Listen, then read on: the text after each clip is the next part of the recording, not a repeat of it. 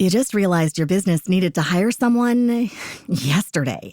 How can you find amazing candidates fast? Easy. Just use Indeed. Stop struggling to get your job post seen on other job sites. With Indeed sponsored jobs, your post jumps to the top of the page for your relevant candidates, so you can reach the people you want faster. According to Indeed data, sponsored jobs posted directly on Indeed have 45% more applications than non-sponsored jobs. Don't wait any longer. Speed up your hiring right now with Indeed. And listeners of this show will get a $75 sponsored job credit to get your jobs more visibility at Indeed.com/PODKATZ12. Just go to Indeed.com/PODKATZ12 right now and support our show by saying you heard about Indeed on this podcast. Terms and conditions apply. Hiring? Indeed is all you need. The following program is produced by the Tech Talk Radio Network. Hey, Bill Nye, the science guy here. Whenever I am listening to the radio, especially Tech Talk Radio, it's just such a party. Welcome to another edition of Tech Talk Radio. I'm Andy Taylor. And I'm Justin Lemmy. And Shawn is out because he's doing... So is he on the board of an HOA? Is he like... If he's on an HOA board, I've lost a lot of respect for him.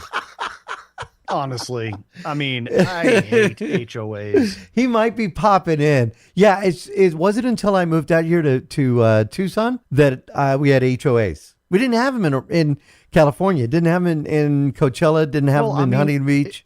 It just depends on the neighborhood you live in. What's been happening, at least in my area, is there's no longer HOAs. They're called metro districts. Really? And they're considered a special district, which is a form or a branch of the government, so they never dissolve. Oh, wow. I remember driving in Huntington Beach, and I went down my street. Now, you got to remember, these homes in Huntington Beach, yeah, they go for almost $1 million, right? And they're basic 3-bedroom homes, but it is California. I remember turning the corner once and seeing this house, and I saw this, and I'm not kidding, the grass was as tall as the car. Not, like they hadn't mowed it in forever. And I remember that house. I remember the people that lived in there. They obviously didn't live there anymore. And I remember thinking to myself, that's why we have HOAs. But there's no HOA in that neighborhood. I mean, there definitely is a case to be made for HOAs. Yes, it does keep the neighborhood somewhat standard across the board. But I think the problem is just they get too powerful. They get a little too zealous, if you will, I guess. Yeah, we've heard the stories. Oh, my. Oh, yeah. I mean, there are literally websites and subreddits. They just overstep their bounds. They come over and they look over your fence and they're like, oh, well, you got something in your backyard you're not supposed to. Well, that's the whole purpose of a fence, so that you don't see it. We'll have to find out if Shawn is indeed on a board. He had to go to the meeting, so either that or he's going there to complain about something, which could always be the case. Matt has had a little issue with the heater giving him problems at home. He just got his brand new HVAC system installed earlier this year, and it's already failed on him twice. And literally, as of the time, as right now, as we were recording, Denver is actually getting a massive snowstorm coming in. Oh, no. So it is not the night to lose your heat. Right. You know, I mean, it's one thing to be cold, whatever. Yeah, okay, fine. You got electric blankets and, heat up some hot water or whatever. But it's the freezing of the pipes. Oh, because that leads to a world of hurt that I, for one, have been privy to in this house. You've dealt with the pipes that have been busted and pipes that have leaked. And a matter of fact, sadly enough, as we have followed your journey twice, you're now going through it a third time as well. Well, yeah, as of tonight, like literally, I literally contacted Andy before the show and said, look, man, I'm not going to do it. I can't do it. I'm just so stressed out right now. We just got another leak in our master bathroom that we just paid $35,000 for back in June to get remodeled. And this is not the first leak again after that. It's the second leak. And I'm out for blood. I'm out for blood. I mean, I'm so livid right now. And these guys are like, oh yeah, well we'll come out on Wednesday or Thursday and take a look at it. I'm like, no, you will get your happy little butt out here tomorrow. Right. And you will bring with you a plumber. You will bring with you a drywall expert, because you are going to tear down my drywall and you are going to fix this right now. Oh man. So twice now. This is the twice after they've renovated it. Twice that I've had to call them back out. We're all going through, I'm going through hard drive issues. You're going through that. That's going through no heat. I thought 2025 was supposed to be a fresh start. It really hasn't started out that great. No, has not it? at all. No. The reason that I got you to step in, and I gave him the wrong time because I forgot that he was in Vegas. We've got a mutual friend of ours that I know you haven't talked to in decades that was going to be able to come on the show and talk about what he's doing in Vegas at the Consumer Electronics Show. I mean, I got a couple ideas, but I have I don't know for sure, but I got a couple ideas who it might be. Well, the Consumer Electronics Show, of course, this week in Vegas has been huge. They kicked off with all kinds of announcements. We interviewed Patrick Pennett, who is a Senior Director, Industry and Policy Communications to the Consumer Technology Association. He'll be on the show a little later. And he'll be talking about some of the things they were expecting this year. I had no idea that last year during CES, they had crews walking around the show floors doing videos, short form videos for YouTube, short form videos for, other social media, highlighting some of the stuff that they were showing. And one of them, I had never heard about, the Mobian. And I don't know if you've heard of Mobian. Mobian is a vehicle from, I believe it was Hyundai. And you're sitting there in your car and you decide, I need to get closer to that curb. All four wheels will turn and allow you to go sideways. What? Yeah, or maybe you're at a. You ever Wait, done is this an aftermarket thing? No, it's this Mobian vehicle that you got to see the video. It's available online, but from CES. And so man, like, have you ever done this where you pull up somewhere and you got to grab a ticket? And a gate arm comes up. Yeah. I'm an idiot. I always pull up too far away. So imagine this: rather than having to back up and then get closer or get out of your car and grab the ticket, you just move all the four tires and it slides over. And I mean, it's innovation. Cars are just they're not even cars anymore. You can't even call them a car. No. It's a mobile computer. Jim Barry, who has been on the show many times, he's no longer with us. He passed away some years ago. Would come to Tucson and do what they call the CES tour. After the show ends, he would come in and bring gadgets and gear. And Jim was phenomenal and would show things. And he talked about how the evolution of CES had turned into a car show. He said there's I think it was the West Wing of the show, nothing but cars and the technology in our vehicles. And we've talked a lot about your Tesla. We've talked a lot about the technologies of EV. And now it's hybrid vehicles. It's entertainment inside your vehicles. It's illumination. This Mobian, one thing it can do is, say somebody wants to walk in front of your car, it can actually put a crosswalk down for them. It can project a crosswalk. That's kind of cool. I'll definitely check that out because I've not heard of that. But I got to say, speaking of smart vehicles, I had something happen to me yesterday that was amazing. So, obviously we are Tesla owners, as I've talked about, and I have a Model Y, 2023 Model Y. Every once in a while, Tesla says, hey, man, refer your friends and earn up to $1,000 if they, buy a Tesla. Right. Up to $1,000, which means they have to buy the top of the line to get the $1,000, right? So I'm like, yeah, okay. Coworker, my wife's is like, yeah, they want to buy a Tesla. I'm like, yeah, here you go. Here's a referral code. We'll get probably like $100, whatever. I get $1,000. Nice. And I'm like, wait, what? Yeah. And they bought a Model S, a 2024 Model S, which is their top of the line, but there's one more model above that, and it's the Model S Plaid edition. Yeah. But he did not get the Plaid. He just got the Model S. Okay. But anyway, they came over last night and to show off the car, and he wanted to say thank you. But then he was sitting there and he was like, hey, do you want to take the Model S for a drive? Oh man, really? I was like, I've never actually driven a Model S. And he's like, oh, dude, you got to see this. We get it. I thought the Model Y was advanced. The Right. Model S has so many more features. It just blows my mind. First off, the center console screen actually tilts. So like if the passenger wants to see it or if the driver wants to see it, it'll do. I got to say the Model S is way Now do you want to upgrade? Now do you want to upgrade? Is that the deal? Oh, I do, but I can't afford it. Yeah. All right. So we were able to bring in not only Shawn to find out if he is a member of the HOA in his community, but also a buddy of ours that I know you have not seen, Justin, in a long time, who has who is an Emmy award-winning videographer, producer, writer. We've worked together in radio over at Lotus Broadcasting here in Tucson. Paul Sanchez is with us on the line. Paul, how you doing, man? God, Paul. Wow. I know, right?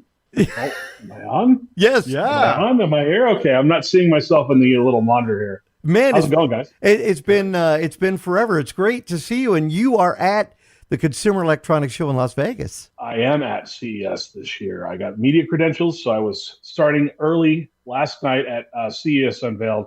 Of course, my focus has been keyboards, mechanical keyboards specifically, and I think it's something that I think we're on the verge of seeing a big boom in use. I mean, a lot of people around my office use them now. It's cut down on a lot of like carpal tunnel syndrome symptoms, basically. Yeah. So I mean, our other like- co-host, Matt, he just was raving about his mechanical keyboard he got for Christmas recently. what kind did he get? I Oh was my curious. God. What was that? What was that, Shawn? You're the Google Sean, food you guy. remember that one? I don't remember now what he said it was. Put you on the spot. No, I don't remember. It was something. It was like it was only like a $99 Keychron. one, but it was like Keychron. I think it was Keychron. Keychron. Yeah. I think Keychron. Keychron. Yeah, and I think They've got a booth here that they weren't unveiled, but they've got a booth here that I'm going to be. That's one of the primary booths. I definitely got to hit up tomorrow because that's when the floor opens for all the exhibits. Now, did you do Showstoppers as well? That's a Steve Leon exhibit. That thing is really good as well. I did not do showstoppers. I was more focused on getting to Unveiled and making sure that I covered the Auto Kibo, which of course I don't know if you've seen the video on. That is amazing.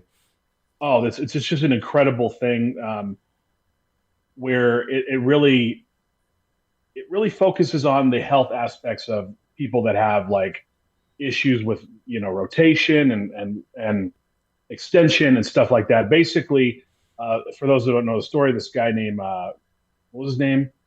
His real name is Christian, but he goes by Ryan. Right. His name is Ryan. He goes by Ryan. He's in the Philippines, I believe, and he basically had a shoulder injury from boxing, and what he wanted to do was to create a device that limited his range of motion where he could just keep his arms in one spot. So basically, with the help of AI, he created a keyboard that's a full 116 key layout. And then when you lift your palms up in a certain direction, it's very hard to learn, by the way. But when you lift your palms up in a certain direction, the full keyboard slides back. You get your 10 pad on your left side, and you get a track pad on the right side. So basically, it's just an incredible piece of machinery, and Ryan knocked it out of the park. It's just Now, is really this incredible. part of the Thockhouse brand, which is what THOCKHAUS? Yes, basically, it's me, myself, and I starting this whole blog, this whole coverage of everything when it comes to mechanical keyboards, from not just like the keyboards themselves, but the switches, the keycaps, everything that goes into building a mechanical keyboard. That is what we're here covering, and that's what we're doing as of January 1st. Now, I've had some people who have asked me that have Parkinson's that are dealing with that, where you have the shakes, that sometimes operating a keyboard could be a little more difficult than maybe a standard user, especially with mice. And we've seen, mice on the market where the hand rests on the mouse instead, so it's not moving all over. Can these keyboards have that same kind of health function geared to maybe helping somebody who is dealing with something like this? I believe so. You wouldn't want to go with the Hall Effect magnetic switch, because those kinds of keyboards, for example, I've got one right here. This is a Mel Geek Made 84 water. It's a very limited board now because they just did the elements. They based it off the Fifth Element movie, so they made all the different elements of these keyboards. Nice. And it's a Hall Effect. It's a magnetic switch. So basically, you hold it up higher. Okay. Yeah. There you go. Let's That just way cover we my can face. see it. Yeah. Cover my face. It's totally fine. I got a face for radio anyway. So basically, these switches in this board are magnetic based, which means you barely push it, and it's registering a keystroke. Wow. So someone with Parkinson's probably wouldn't want to have a magnetic switch Hall Effect keyboard. They would probably want to go with a standard switch like this drop. Oh, there you go. Look at that. That's nice. Yeah, this is great. It's got ceramic keycaps on it as well, which is very soft. It's very nice touch. It stays cool no matter what. It's cool to the touch. You could dwell on this thing for hours. It stays cool. I can't say enough about Syracuse. It is amazing. I gotta say how mechanical keyboards have made such a major comeback. I mean, we started with mechanical keyboards back in the 70s and 80s, and then everybody went to digital. All the membrane stuff. Yeah. And then and then mechanical keyboards kind of became that niche market for like video gamers and people that wanted that tactile feedback. But now what you're helping to do, Paul, is just kind of help open up that space and say, look, there's so many more use cases for mechanical keyboards with great style. Yes. And Epo Maker, one of the brands that was at CES unveiled last night, because they rolled out a new magnetic switch that's better than the standard Hall effect switch that you're seeing in like the Mate 84 that I showed you. Their magnetic switch has a very low like an actuation rate where it's almost way sensitive. It's perfect for gamers. But while I was there discussing, their new switches, they clearly see a need for these keyboards in the office workspace. That was one of their selling points to me, was like, you could take this into the office. Matter of fact, we encourage people to take this in the office. They had a lot of the 100% full key, 106, 108, 114 key layout keyboards there, and they were really pushing the office aspect of mechanical keyboards. Take this to the office, your life will change. And again, I've got a lot of coworkers who are using these things now that I brought them into the workplace. They say these things are amazing, and I can't agree more with it. Do you find that people will use some of these keyboards as a tie-on to their mobile device? So somebody got a laptop. Okay, let's face it, laptops don't have the greatest keyboards. There's some that have, but so they'll just push that aside and use that instead. I have a laptop and I just use a mechanical keyboard with it. I haven't seen anyone using like a mobile device like man, like a phone. But I have seen people using them with tablets too. Like there are tablet-sized mechanical keyboards that are out in the market. I have not, tested those yet, but I have seen people using like the 60% keyboards that are just, like there's no function keys, there's no 10 keys. It's just your QWERTY and then your numbers at the top. Very small keyboards that I've seen people using with tablets.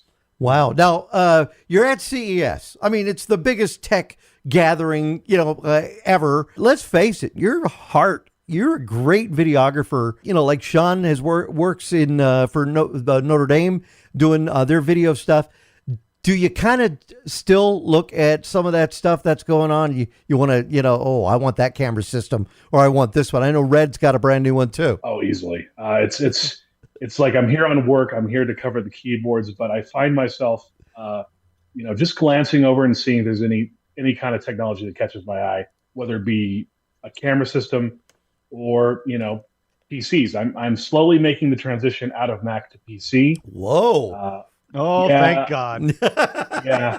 I've been a firm believer in Mac for years, but I've realized that when it comes to maintenance, it's just easier for me, someone who knows his way around a PC, to kind of fix things themselves, kind of do things and swap out cards. Whatever goes wrong in a PC, I can easily maintain it. Instead of taking it to the Genius bar. Yeah, that whole thing. And I just... It's basically, my better half, my partner. She kind of has been all about PCs for a long time and has been talking to me like, hey, you should really put a ring on that right now. Yeah. Oh, man.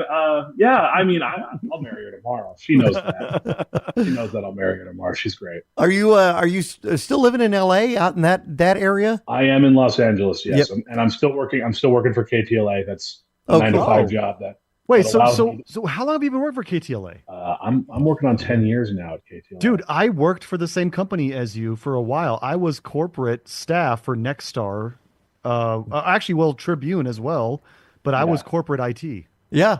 Yeah, it's definitely a changing landscape, the whole television news media thing. And that's kind of like why I'm doing what I'm doing with Thoughthouse now. I'm kind of trying to branch out and promote this kind of thing where I definitely, the video stuff is great, and I'm thankful to have such a long career, starting in 2002 behind a camera at the Olympics, when I was working in Salt Lake, working in Greece for the Olympics. But it's starting to get to a point where I'm starting to evolve, and I'm thankful for my time, but at the same time, I'm really passionate about this keyboard thing, and that's kind good. of where all That's my great. energy is That's going. amazing. Now, you're building the social media, you're building the website, of course.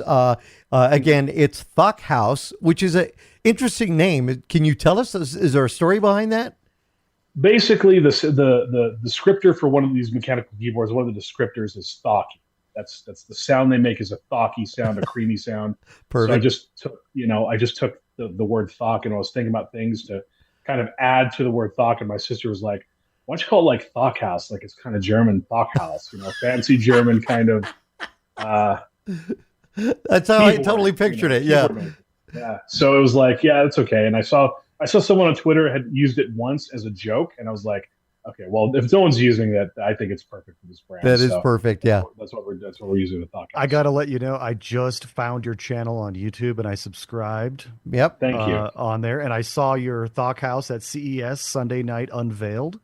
It's a good video. Yeah. You I'm just really watching get it a right good idea of that keyboard that you were talking about with the pad that comes out. I was like, wow, that's kind of cool. And that's exactly the kind of thing. These are some really cool ones. That's the thing that I think that people, that's kind of like our mission statement, is just kind of really emphasize health benefits to these mechanical keyboards. Again, like carpal tunnel, specifically my better half. I mean, I gotta say, Paul, watching this video, I mean, I can just see like your experience as a videographer. Like you just have perfect transitions, perfect framing, everything about it. It's just perfect. Thank you. I toot my own horn. I did just win LA Press Club Photojournalist of the Year again. That's right. That's pretty good. According to our friend Zach Selwyn, I don't know if you know Zach or remember Zach from Tucson. I do remember Zach. Yep. There is an EG's in Redondo, I believe, on the pier, somewhere down there. And he walked by, and I don't think they were selling the food, just selling the EG drinks. So if you happen to be down in Redondo Beach, you might want to look for that one. But I've been telling my better half for years now, like, we need to go to Tucson. You need to try an EG's. You need to try Sonoran hot dog. You need to try all the Tucson food. That you can. And she's like, yeah, some Los Betos. Yeah. Oh man, there you go. I took her to a Sonoran food place once, and she was like, this isn't really my Mexican food. So it's a struggle. Well, it is great to connect with you. I know Justin it put a big smile on his face as well. So again, Thock House, you look them up on YouTube. Check out social media on that and continue success with that. And maybe we could reconnect after CES, after this whole week, and see what your thoughts are. What would kind of the standout products for you? I've got 28 booths to cover tomorrow. 28 to go to. Wow. In 8 hours. Well, I expect a full report from you. Yes, you definitely will have one. I'm going to be doing individual breakdowns of the keyboards, like more in depth. I interviewed all the people involved in those keyboard companies. I'll be doing more in depth 2 to 3 minute breakdowns of every single company coming up in the next week on Thock House. We'll take a look. Nice. We've shared it on our social media as well at Tech Talk Radio. Paul, great to connect with you, man. Thanks for having me. Good to see you, Paul. And we'll be back with more of Tech Talk Radio. I'm Andy Taylor. I'm Shawn DeWeerd. And I'm Justin Lemmy. Find us online at techtalkradio.com. We'll be right back. And now, back to Tech Talk Radio. And finally, Shawn was able to pop in after his HOA meeting. So now we can find out, Shawn. Oh, no. Are you a board member for an HOA? I sure am. Oh, that's it. I'm done. Man. Oh, Shawn. How could you do that to us? I'm over here. I'm over here putting liens on people's houses for having the wrong colored fence. You better believe it. No. So the reason I joined the board for HOA is because the former president pretty much said, I'm done. If nobody's taking it over, we're putting it into a management company. Oh, ooh. Yeah. Yeah, so that's what happened to us. Yeah. So a handful of us stepped up and said, "Look, I'll be on the board." Like a guy said, he'd be president. So I'm doing it solely so we didn't get screwed and put to a management company, because who knows what it would have turned into? It would have been a mess, and people weren't like, yeah. So that's why I did it. But well, you made it back. Everything went okay. There's only 144 homes in our HOA. So only that's a lot of homes. Yeah. I don't know. I got it's my first HOA, so I don't know. All right. I want to find out what else is going on with you, but also Justin did something this week. You got your son. Now, was this a Christmas present or a birthday present? You got your son a smartwatch, which, when you think smartwatches for kids, there's really some people always say, oh, don't give your kids anything if they're under 13. But there are some benefits to having technology still tied with your child. Yeah, definitely. So yeah, I did get him a smartwatch for his birthday. It wasn't like an Apple Watch or a Samsung Galaxy Watch or anything like that. It is designed for kids, and it's called TikTok. Like you think TikTok, like the social media app, but it's TickTalk. The words spelled out. TikTok. Yeah, which people, I always have to fix them when I'm telling TikTok radio. They go, TikTok radio. No. TikTok. All right. It is a smartwatch company. It was on Amazon. I think it was like $180. It rides on either the AT&T or the T-Mobile network, your choice. Oh, wow. But it is a smartwatch that allows him to text and call approved contacts. So as a parent, you set it up and you basically, you set yourself and your spouse, if you got one, or anybody else that you might want to be allowed to contact your child or your child to contact them. And then everybody else is blocked. Like if you were to try to call my son right now, because he has a phone number, he literally has a Denver area phone number. Really? If you try to call him, it won't go through because it's not allowed. But you can also, I thought I could just text him through my primary texting app. No, you have to actually use their app to text because it encrypts the traffic. It keeps it secure. So that way you don't have to worry about it, just being on a standard, SMS or RTS network. So the app is pretty good. I got to say, though, the downside is he uses it all the time. Oh, wow. And it's gotten annoying already. Yeah. Like 2 days. And I see Shawn looking at it in his monitor right there. Mm. Yeah. 2 days, and he's already texted me probably 150 times. And he's called my mom, his grandma. He's called her about 35 different times. And she's just like, okay, you know what? We need to set boundaries on this because I don't like to be bothered all day, every day. Like for every little thing he wants to tell me, he doesn't need to text me or talk to me or whatever. And I'm like, I get it. I know it's a new little toy.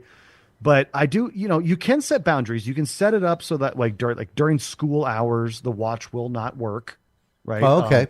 The only thing that'll work is the SOS mode. And if he presses a certain combination of buttons, it'll activate SOS mode, which will then give him the option to either call me or call 911. Right. And so that's a cool feature. But otherwise, the watch will not operate during school hours. I kind of wonder, Justin and Shawn, I don't know what your thoughts on this. Should there be a program for youth now that where technology is that we could teach them about those boundaries, those lines, those proper maybe technology etiquette when it comes to things you don't want to do with somebody's Wi-Fi or maybe do with your watch or do with a tablet? That's an amazing idea. Shawn, I don't know. What do you think? I think that's a very good thing. Right? I think that is something that needs to happen because kids don't learn social media or internet etiquette from anyone but their peers. Well, we grew up. The thing is we grew up with it. Like we grew up from the infancy of the internet, so we set the standard as we evolved. Right. So, but we also grew up so the majority of our childhood, right, was pre-modern internet, right, pre-public accessible internet. Mine was pre-color television. What are you talking about?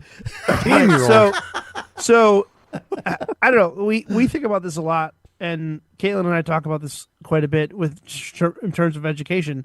Her sister's a professor. I have several friends that are professors. And the question comes up all the time is how are kids learning with technology versus how they would learn without it?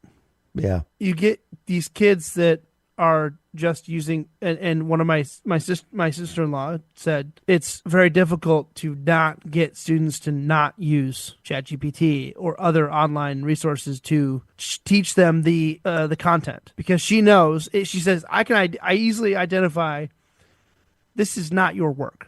You don't know this. Yeah, right? when you're a third grader turning in a paper that's written by ChatGPT in the form of a college essay, yeah, your teacher's not going to have a hard time figuring that out. Yeah. But I've heard from other people who have grade level kids that their kids are just putting in the most basic stuff into ChatGPT, like what does 2 + 4 equal, or what is the radius of pi, and not learning it and just copying and pasting answers from ChatGPT to their homework. I remember when I was a kid, I would go to the Huntington Beach Public Library and I would go through their encyclopedias when I needed to look something up, and I would do that. You couldn't cut and paste. You had to rewrite everything. Yeah, and now I understand some kids aren't even learning cursive. You know, they don't teach cursive anymore. No, because some kids aren't.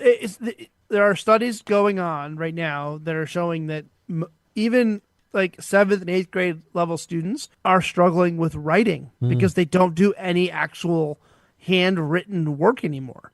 Right. So they're actually struggling with knowing how to actually write, not necessarily just cursive, just writing in general and reading in general, because you don't have to. The process of writing and reading is they're so entwined with each other that those functions don't happen when you're just typing it into a computer. I thought it was really interesting. I was watching a YouTube video the other day, and I don't know if you guys know this, but you ever watch YouTube videos with your kids? You know, my grandson comes over; he's 3 every day, every moment of Max's existence. Right. And my grandson knows ABCs. He'll just say ABCs, ABCs, and he'll point to the screen and want me to put the ABCs on YouTube. YouTube Kids is great. But there was one on there named Miss Rachel. And I don't know if you're familiar with her. And I thought, okay, she gets on there, she's kind of bouncy, she sings. I went online and I started looking. Then I looked at how much Miss Rachel was worth. $10 million. Oh, easily. These influencers, they get on there and they're just $10 million. Well, not even just a single influencer. Look at that channel that recently was talked about as being really actually detrimental to your kid's health. Coco Melon. Mm-hmm. I mean, Coco Melon was a massive hit. I mean, billions and billions of views of their videos, and my son was probably at least 3.5 million of those views. But they recently came out and said that Coco Melon is like a predatory YouTube channel because they're utilizing the fast-paced imagery with the bright colors and the round shapes to engage children with an underdeveloped brain to be addicted to their channel. Yeah, I saw one of the studies on that, and I was like, really? Yeah, and when I first heard that, I said the same thing. I was like, really? But then I went back and I read the article and I read their evidence against it. And then I went back and I actually watched a couple Coco Melon videos and I'm like, oh my God, they're right. Like everything they're saying about this is totally addicting to children. I can't imagine. How did we grow up learning our ABCs, our 1, 2, 3s? We did it the old fashioned way. In a classroom and with a book. We sang it to them. We sang it to them. Yeah. Yeah. And I had a poster on my wall that I would study A, B, C, D, E, F, G, and then I would learn it backwards. And I could do it. I could actually, at one point in my life, I could do the ABCs backwards. And you would write it. And I would write it. Yeah. And I would learn cursive. And then cursive. you would write letters to words that use those letters.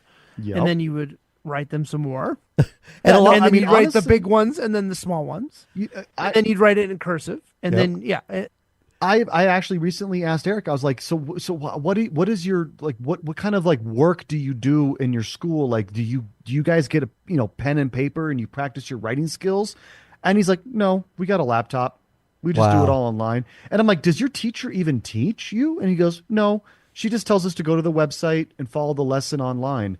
And I'm like, so basically your teacher is like a prison guard. Maybe it wasn't good to compare it to that, but yeah. It's all done via a laptop or whatever.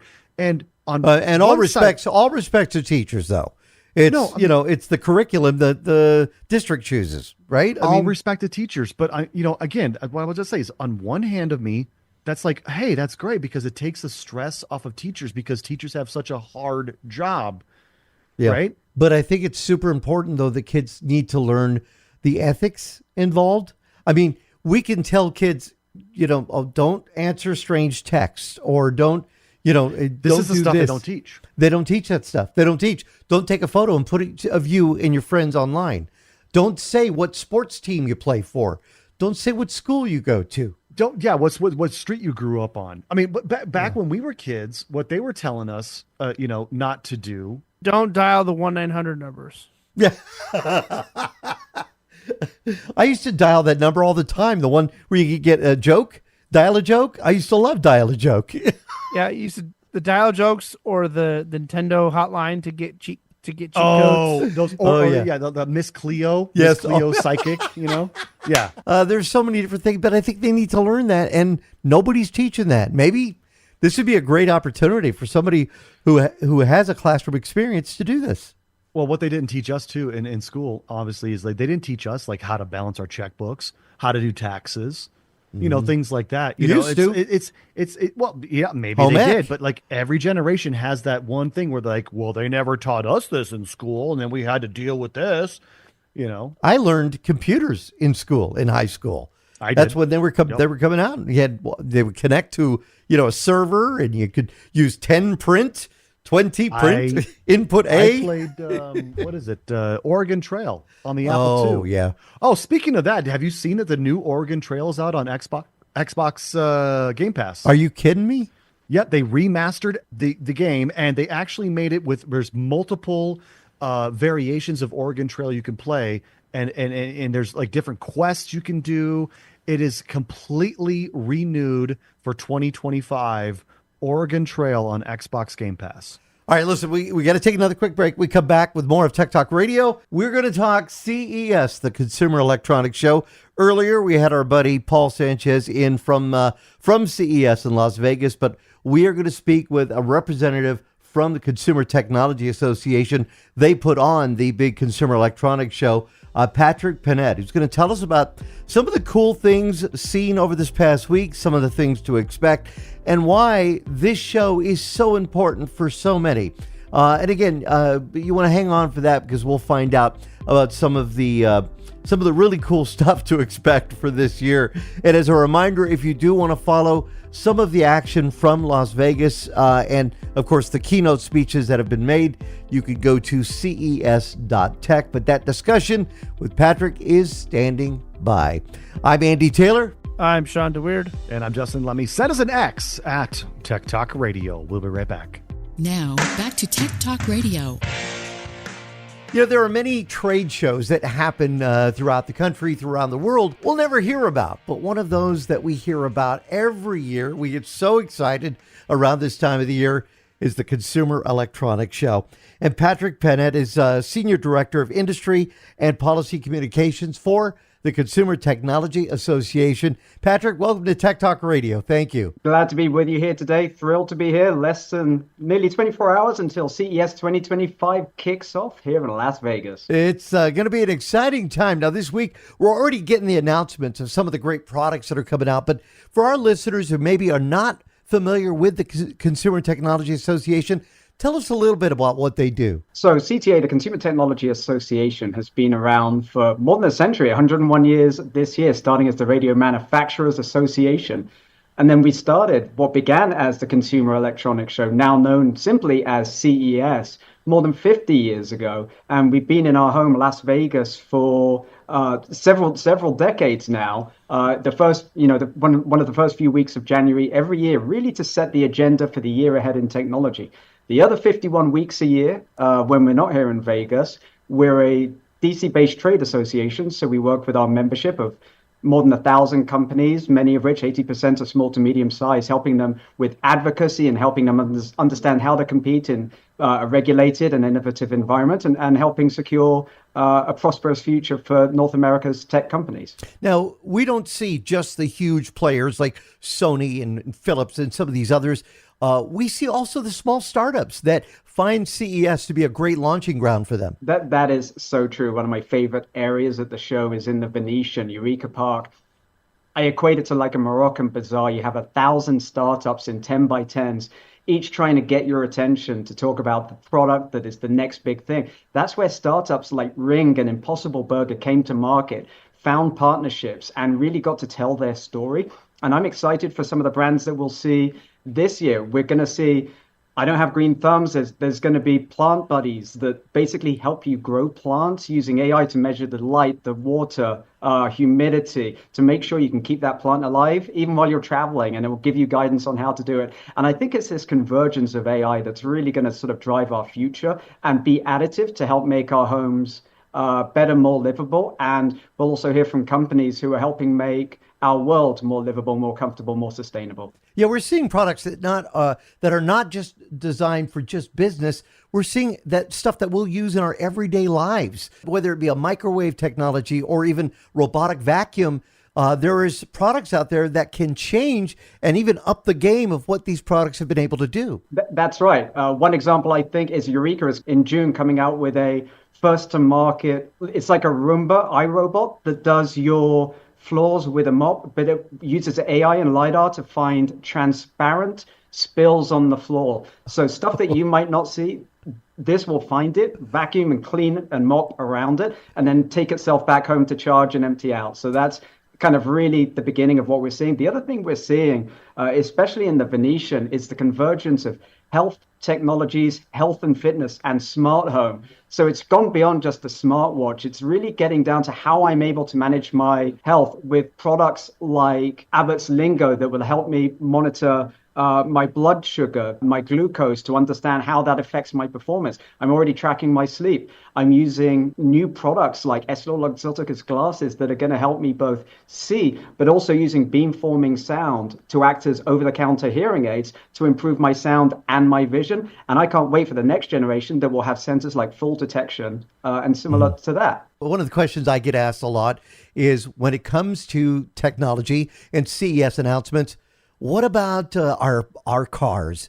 Because we see so much. I saw my son bought a car the other day, and he brought it by, and he opened the door, and I looked at it, and I'm like, what the heck is all this? So much electronics to assist in making the drive more enjoyable and more safer. That's right, and that's why we are huge advocates of what you will see here at CES, and it's around autonomous driving. And it's not just cars, it's much smaller people movers, and it's also at the industrial scale. It's how there's going to be electrification in light rail and heavy rail, construction equipment. Again, it's about the electrification of the entire mobility ecosystem, and that's what you'll see here on the floor and outside at CES, in addition to drive-alongs, to exactly see that beautiful OLED screen in a BMW as you do a drive-along in Central Plaza, in addition to autonomous vehicles that you'll see on the streets and smaller micro-mobility companies like Zook. And of course, where would we be without the flying cars? So you're going to see companies like XPeng doing their initial launch of their electric flying cars. So you are seeing the whole ecosystem here. Now, one of the cars from last year, I remember the Mobian, that caught everybody by surprise with how it's able to move and navigate the roads and help people in many ways while they're in their vehicles. Will we see more vehicles like this? Not just vehicles, but boats as well. We can expect companies like Brunswick to come out with electric boats that are using AI and autonomous parking technology to help you do some of the most challenging parts of driving a boat, to dock it, to moor it, to take it out in inclement weather. And I think, again, it's just, you're seeing it across every form of transit and transportation, down to even micro-mobility scooters that are going to have greater levels of technology, collision avoidance, and things like that, just to help you. Not to mention wearables. We've seen over time jackets and collars and things that detect an incoming crash and basically act as a personal airbag. So it really is a holistic look at the system of both safety, and that's something that we believe that our autonomous future is really going to help drive safety. We also look at our home entertainment systems. When you think about it, the VHS and Beta, I think were announced at CES when they first came out. And you look at how far we've come with these huge, giant screens. But home entertainment has changed from having to pick whether it's going to be VHS or Beta or even DVD. Now we're seeing so much digital content out there. How will entertainment play a role in our homes with announcements made from CES? I mean, that's such a great question, because when you think it isn't just about the screen. What we hear from consumers is that they want a seamless experience from the TV to the phone to the car dashboard to the tablet. And it really is this convergence of connected content and immersive entertainment with things like Dolby Atmos, Dolby Vision, DTX going through devices, in cars, in home, on your phone, immersive sound in your headphones, that are really going to help bring that experience to life. And it really is going to become a content play. That's why we have C-Space at CES, where you have brands like Walmart and Amazon who are telling the story about how the entertainment ecosystem can connect across all of your devices and be more seamless. And not just more seamless, catering to what I want that's bespoke to me. One of the questions we received a couple of months ago was translation devices. Are we seeing that technology ramping up where somebody could actually wear or have on their smartphone and automatically understand that language and translate it for you? Massively. And the technology, it's generative AI informed, and it's just going to keep getting better. I used it on a recent trip to France. I would take a picture of a sign and I would have it translate what's on the sign, so I knew everything that was on the menu, and it's instantaneous. It's also going to be projecting to my earbuds or my headphones if I'm wearing them. The other thing that we're going to see a lot of this year is smart AR informed glasses. So whether it's like the Meta glasses and many other startups coming to market with their take on those products, many are crowdfunded or coming up through Kickstarter as well. So at Eureka Park, and also from established brands like EssilorLuxottica and Meta, it's really going to be about this convergence of augmented reality glasses, just like you're wearing, except it's going to be more data infused. Maybe you're taking pictures, notes, or simply having an overlay, so you're not having to have your nose in your phone while you're navigating down to Midtown Manhattan. You know, one of the things I'm wondering about is you go to an ophthalmologist, you get a prescription for your glasses, and over time, you love these glasses, over time, your eyes, maybe they need a little more work. They need a stronger prescription. Kind of wonder if they'll be able to adjust that in the lens itself. I mean, I wouldn't doubt it, or maybe the smart contact lens of the future. I mean, this is where you see the future of possible. Now, I have to ask you, Patrick, what excites you the most when you're walking the show floor, which is absolutely huge. If nobody's been to CES, that we're talking to, it's just amazing. I think we're saying it's more than 30 football pitches, but even that doesn't make sense until you kind of count your steps at the end of the day and you realize you basically just walked a marathon. But it really is about, you can choose your adventure here. So if you want to dive in on mobility, or if you want to learn about startups, or if you want to get into digital health, we have curated experiences and also really compelling conference programming and keynotes from like Delta's Ed Bastian tomorrow night, Panasonic, NVIDIA tonight, the world's most valuable company. Jensen Huang's going to be on stage telling the story. And that's what I love, is that in the keynotes, you'll hear the vision. In some of the conferences, you'll hear how it's coming to life. And then on the show floor, you see it in reality. You get to touch it. You get to experience. And really, frankly, the thing I love most on the floor is the serendipity. It's running into something I didn't expect to be a success, or the surprise thing that catches all the headlines, like Bird Buddy last year. Who'd have thought everybody in the world just wants to spend time looking at the birds in their garden? And here we are. Yep, exactly. That's the power of CES. So many great products. And again, if our listeners want to keep an eye on this, they can do that. Keep an eye on the keynotes. They can check out the show floor.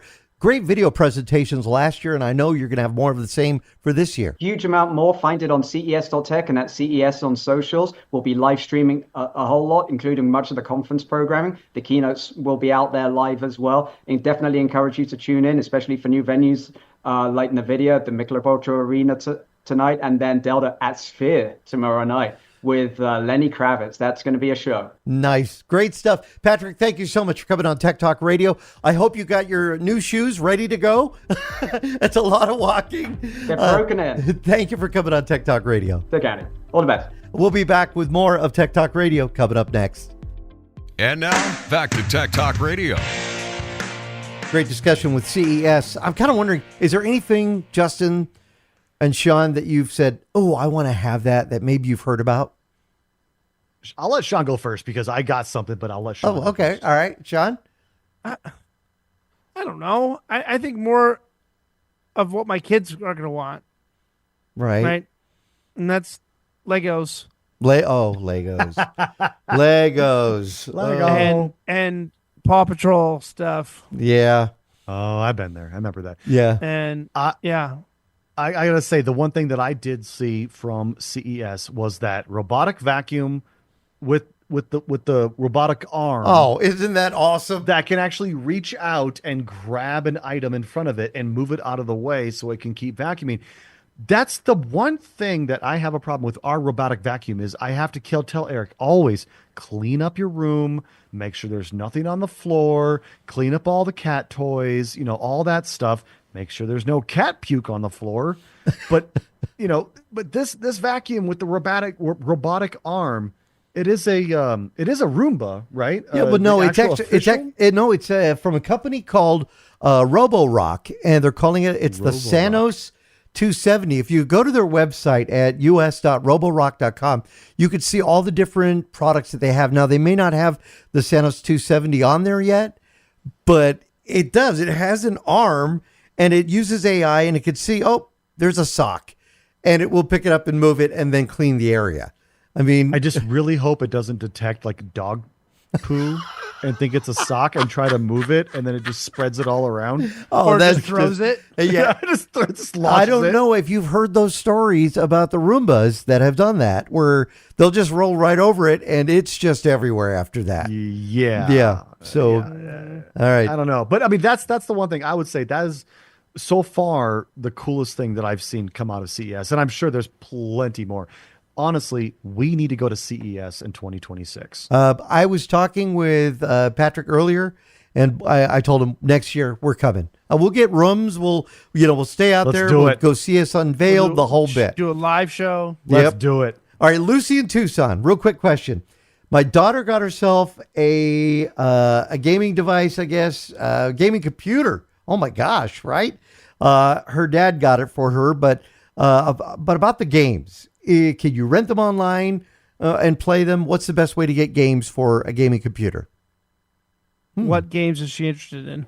That's the big key. Yeah. Well, I mean, we can't really answer that question without her being here. Yeah. So how about Epic? But there's, I mean, it's whatever she's interested, whatever the person using the computer is interested in playing, right? Because then you're going to have to download that specific vendor's launcher. Steam, obviously, is a big one. Right, so Blizzard. If you're into Blizzard games, Steam, Epic launchers, Origin, Xbox, Game Pass, good old games, Xbox Game Pass. I mean, there's a ton of them, but I mean, honestly, I would say, I would personally say, let's just start with Steam. Steam, it is the website is steampowered.com, not steam.com, steampowered.com. That is probably the go-to place for PC games. I mean, there's about 1.5 million games on Steam. It's by a company called Valve, which is a very famous company. Second on the list, I would say, like Shawn said, I'd say probably Blizzard. Blizzard has a ton of games because they're Activision Blizzard, which happens to also be owned by Microsoft. You've got World of Warcraft, you got StarCraft, you've got Overwatch. We don't know how old Lucy's daughter is. So I don't know. But I mean, there's a ton, and then like Shawn mentioned, Good Old Games has another one. GOG. Oh, I like those. Xbox Game Pass is great because Xbox Game Pass, $19.99 a month. You get access to a buttload of games for that, and it can all be played on PC and on the go on your tablet or phone. It's kind of like renting them, right? I mean, kind of. Yeah. If you think of the old Blockbuster days, we'd pay $4 a night, so that would work out pretty good. Yeah, and Game Pass, basically, you pay the monthly fee, and then you get access to the games, and the games usually last 90 to 180 days, and then they start going away eventually. But if they're more popular, they'll stay longer. But they rotate games all the time. I like Good Old Games. I like that one because then you can play, Lara Croft, some of the old games. And that's the thing, when you're a parent and your kids start gaming, you want them to play the games you played. And then you introduce them to the games, and then they get angry with you because the graphics are just awful. I know. I'm trying, man. I keep telling Eric about all these games I played, and he's like, dude, this sucks. Yeah, I do like the old games. And one of my favorite games that I have, and you can get it on GOG, Chex Quest. Chex Quest. I don't know that one. Oh, that wasn't that a free game that came in a box of Chex Mix? Yes, the company that I don't know if it's Kellogg's or General Mills or whatever. They made a game called Chex Quest. Yeah, that they shipped out millions of CDs in Chex cereal. Man, And it became a cult classic video game. Yeah, And then they ended up remastering it, and it's incredible. you guys have no idea though of the joy of getting a box of cereal, right? Okay, you get a game in one, but did you ever get a 45 RPM record on the back of the box that you could cut out of the box of cereal, put it on a record player, and it would play? what is a 45 RPM? Oh my gosh! No, I'm just messing with you. All right, I mean we're old enough to remember like getting demo CDs in PC magazines. Oh yeah. And playing the ever living out of the demos, never Yeah. getting the original games. Yeah. And then playing the actual game like 20 years later, going, this game sucks. All right, listen, that's it for this week's Tech Talk Radio. Thank you for joining. We'll have more next week. We'll take a look more at the products that have been announced from CES. I'm Andy Taylor. I'm Shawn DeWeird. And I'm Justin Levy. Have yourselves a great week. Make sure to check out our blog, blog.techtalkradio.com. We'll see you next time. You just realized your business needed to hire someone yesterday. How can you find amazing candidates fast? Easy. Just use Indeed. Stop struggling to get your job post seen on other job sites. With Indeed sponsored jobs, your post jumps to the top of the page for your relevant candidates, so you can reach the people you want faster. According to Indeed data, sponsored jobs posted directly on Indeed have 45% more applications than non-sponsored jobs. Don't wait any longer. Speed up your hiring right now with Indeed. And listeners of this show will get a $75 sponsored job credit to get your jobs more visibility at Indeed.com/PODKATZ12. Just go to Indeed.com/PODKATZ12 right now and support our show by saying you heard about Indeed on this podcast. Terms and conditions apply. Hiring? Indeed is all you need.